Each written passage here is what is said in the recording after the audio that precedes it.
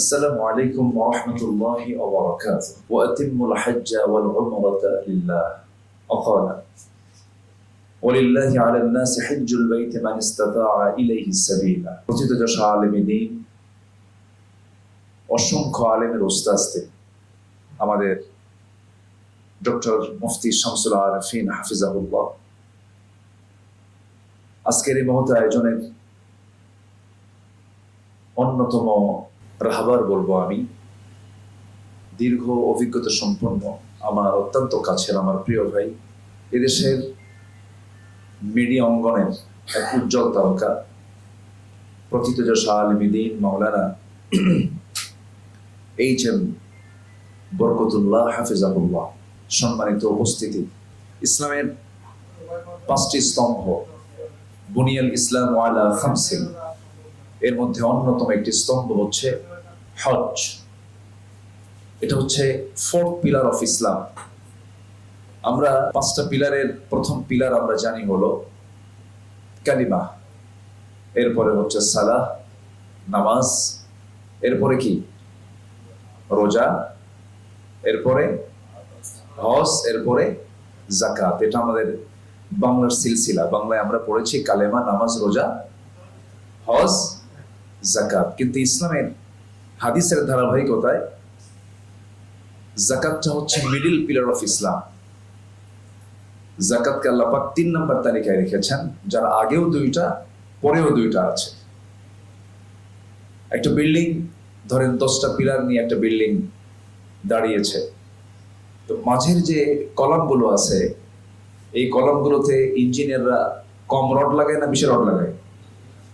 বেশি রড লাগায়। কেন? কারণ বিল্ডিং এর মূল লোডটা কিন্তু মাঝখানে পড়ে বেশি।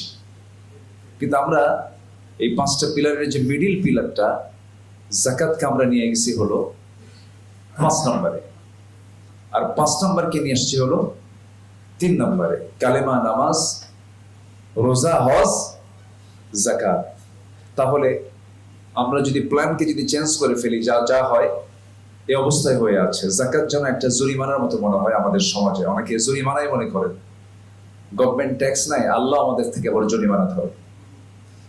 একটু নাউজুবিল্লাহ বলি আমরা।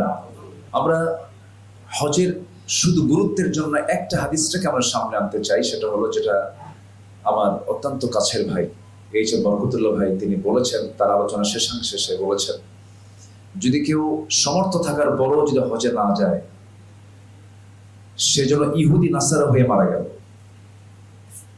এটা কত বড় ভয়ঙ্কর কথা। তাহলে হজ আল্লাহ তাআলা আমার আপনার জন্য ফরজ করেছেন। এটার প্রাপ্তি হচ্ছে যারা হজ কবুল হবে, আল্লাহ পাক তাকে মাসুম বাচ্চার মতো কবুল করে নেবেন। তার জীবনে কোনো গুনাহ থাকবে না।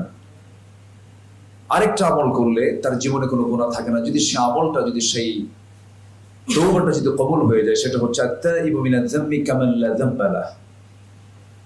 তওবাকারীর তওবা যদি কবুল হয়, আত-তাইবু মিনাজ যামবি কামান লা যামবা লাহ, তওবা কবুল হওয়া মানে তার আগের জীবনের কোনো গুনাহই থাকে না। সুবহানাল্লাহ। আমি যদি মারা যাই তাহলে আমার মৃত্যুটা হবে কি বলেন তো?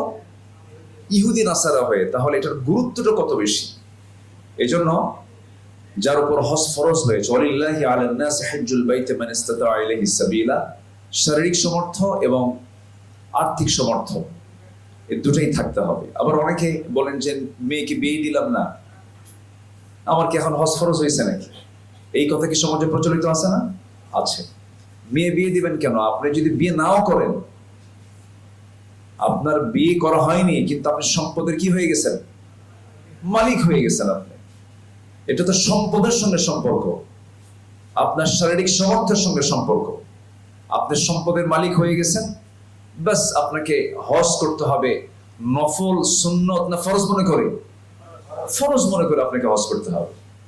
এই জন্য এটা একটা ফরজ হুকুম, এটা অতিরিক্ত, এটা বান্দার জন্য